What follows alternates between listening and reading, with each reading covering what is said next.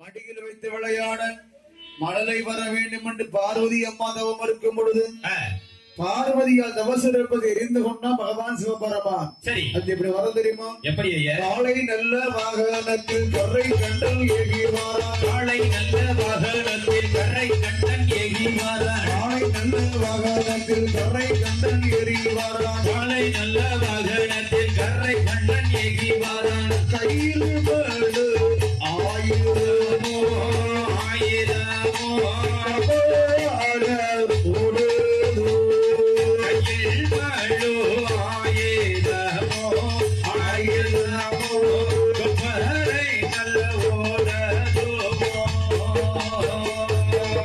இரவும் தானடிந்து தானடிந்து தானடிந்து தானடிந்து பரமசிவன் வல்லமுவாரான் தந்திடுவான் தந்திடுவான். ஐயரும் தானடிந்து தானடிந்து தானடிந்து பரமதவும் தந்திடுவான் தந்திடுவான் தந்திடுவான். காலை வாகனத்தில் ஏறி வருகிறான் கரை கண்டன். கையில் முழு ஆயுதமும் கபால ஓடுவதும் பையரவந்தான் அணிந்து வருகிறான் பரமன். இந்த பார்வதி அம்மா பக்கத்துல என்ன கேட்டார் தெரியுமா? அம்மா தவசு இருந்தா இல்லையா? எதற்காக தவசு இருந்தா என்ன வர வேண்டும், என்ன வர வேண்டும், எப்படிப்பட்ட வர வேண்டும் என்று பகவான் கேட்கும் பொழுது சுவாமி மடியில் வைத்து விளையாட மழலை வர ஒன்று வேண்டும். சரி, கொஞ்சி நெல்ல விளையாட ஒரு குழந்தை வர வேண்டும் என்று பார்வதி அம்மையானவள் சிவபெருமானை வணங்கி கேட்டா பாத்தீங்களா? அவர் சொல்றார், நாளைக்கு பிரம்ம முகூர்த்த நேரம், பிரம்மதேவன் திருமணம் சமயம் நடந்த நேரம் காலையில் 4:30 மணிக்கு மேல் 4:30 மேல 6:30 உள்ளாடி என்ன தெரியுமா செய்யணும்? இந்த கைலாச மலைகளை அடர்ந்தவன காடுக்குள்ள 1000 தூண்கள் கொண்ட மணி மண்டபம் வடக்கு கோட்டை வாசல்ல, வடக்கு கோட்டை வாசலிலே 1000 தூண்கள் கொண்ட மணி மண்டபம். 1000 தூண்கள். அதுல 32ஆம் தூணிலே ஒரு தூண்டாத மணி விளக்கு எரிந்து கொண்டிருக்கும். அசையாத மணி விளக்கின் பக்கத்தில் வந்து ஒந்தானப்பட்ட ஏந்தினால் குழந்தை பாக்கியம் கிடைக்கும் என்று சொல்கிறான் பகவான்.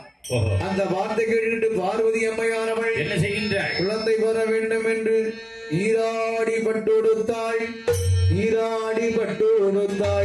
நியமனங்கள் செய்திடுவாள். நீராடி பட்டுடுத்தாள். நியமனங்கள் செய்திடுவாள்.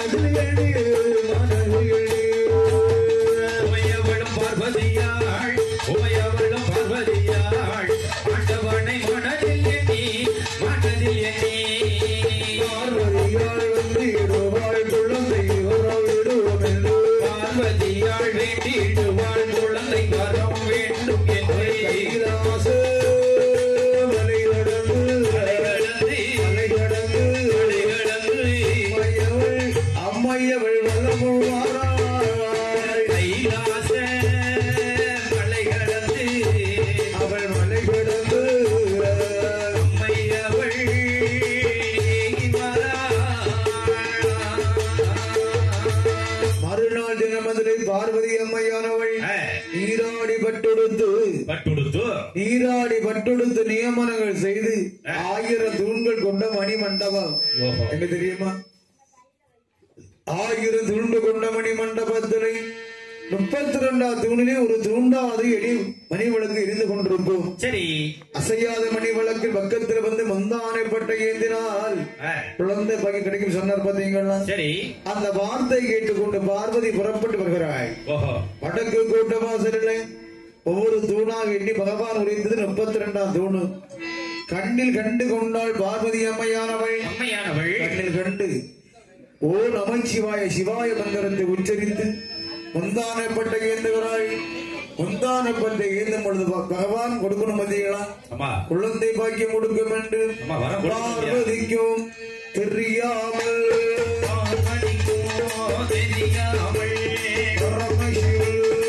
ஓடி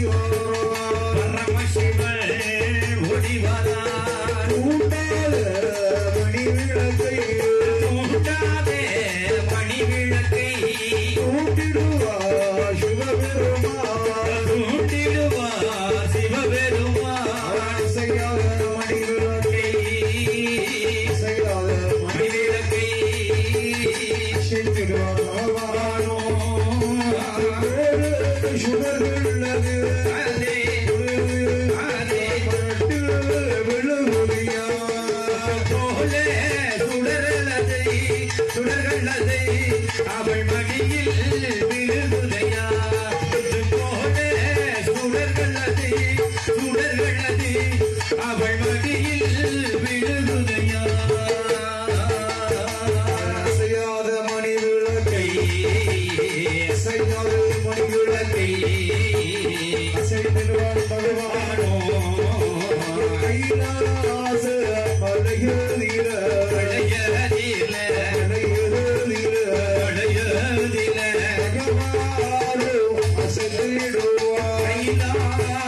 மலைய